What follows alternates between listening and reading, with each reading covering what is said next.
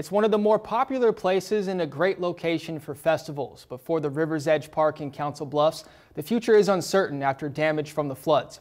The city is confident they will get the park up and running once again. But concern remains if March 2020 is anything like March 2019. You can see a lot of the down debris still remaining. Taking a walk around the park is supposed to be fun. We've lost about half of that maple orchard. But for Vincent Martorello, it's the opposite. The reason this park was put in the first place was really to celebrate the river. But there's nothing to celebrate when you see the difference in the Tom Hannafan River's Edge Park.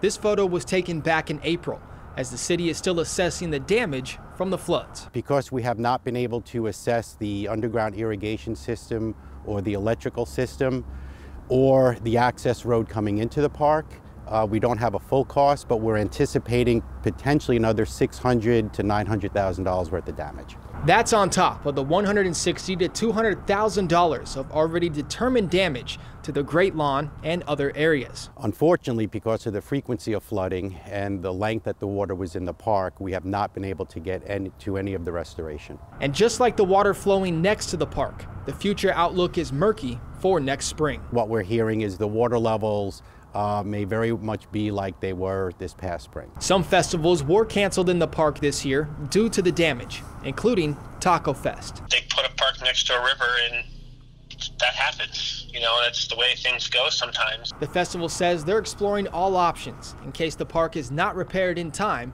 for the next event. Do we want to go another year and have it get canceled again? No. We may need to look at how we host large events differently and look at ways that the park could be recovered a little bit more quickly. Raising the park may be an option. Allowing the areas along the bank of the river to just be natural is also considered.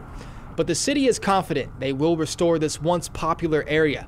The only question remains on when. We intend to have the community be able to use this park one way or the other. We're just now in the process of really trying to assess the best way to accomplish that.